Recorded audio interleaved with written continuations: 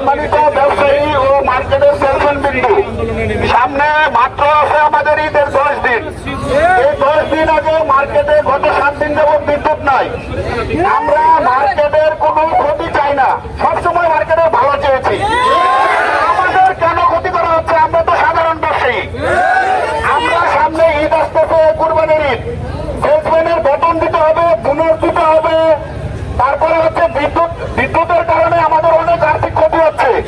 মার্কেটে যদি 10 দিন আগে বিদ্যুৎ না থাকে তাহলে একটা মার্কেট কিভাবে চলে? অন্তত বলতে কমসে কম 5,000 পরিবার জড়িত।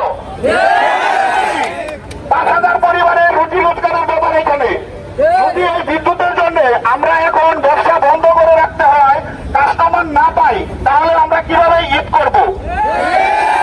আমি অনুরোধ জানাবো মার্কেটের কর্তৃপক্ষকে, মার্কেট মালিকগণদেরকে, তাদের সুদৃষ্টি যেন আমাদের উপর পড়ে।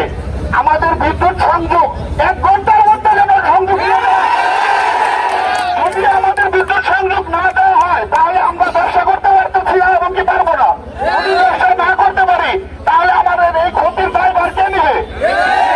প্রত্যেকটা ব্যবসায়ীর ব্যাংক লোন আছে, প্রত্যেকটা ব্যবসায়ী হচ্ছে এই ঈদ উপলক্ষে বাড়তি ইনভেস্টমেন্ট করেছে। মোবাইল ব্যবসায়ী, কাপড় ব্যবসায়ী, জুতা ব্যবসায়ী, কসমেটিক ব্যবসায়ী, সকলেই।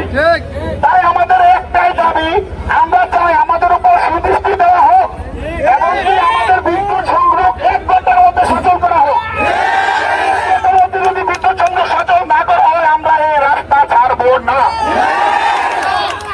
আমি সকলকে অনুরোধ করব, আপনারা যারা একটু দূরে আছেন, আপনারা মনে করতেছেন যে সামনে তো ব্যবসায়ীরা আছে, আমরা একটু দূরে দাঁড়িয়ে থাকি, এটা ঠিক না ভাই। আমাদের সকলের দাবি এটা। যারা মার্কেটের দোকানদার আছেন তারা দাবি, যারা সেলসম্যান আছেন তাদেরও দাবি। আপনারা দূরে যারা সরে আছেন যে বাকিরা আন্দোলন করতেছে, এটা উচিত না। আপনাদের সকলের আমাদের সাথে একত্রতা প্রকাশ করা উচিত, একসাথে এসে আন্দোলনে শরীক হওয়া উচিত।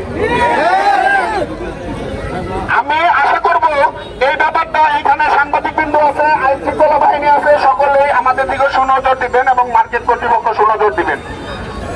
আমরা কারোর ক্ষতি চাই না, আমরা চাই আমাদের বিদ্যুৎ সংযোগ।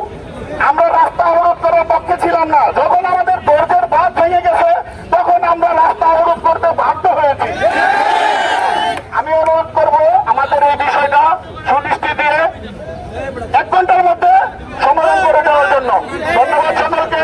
সকলেই শান্তিপূর্ণ অবরোধ এবং শান্তিপূর্ণ ধর্মঘট আমরা এখানে এই মুহূর্তে পালন করবো। কেউ উশৃঙ্খল হবো না, সবাই এখানে এসে বসি দাঁড়াই, কেউ দূরে যাবো না ইনশাল্লাহ।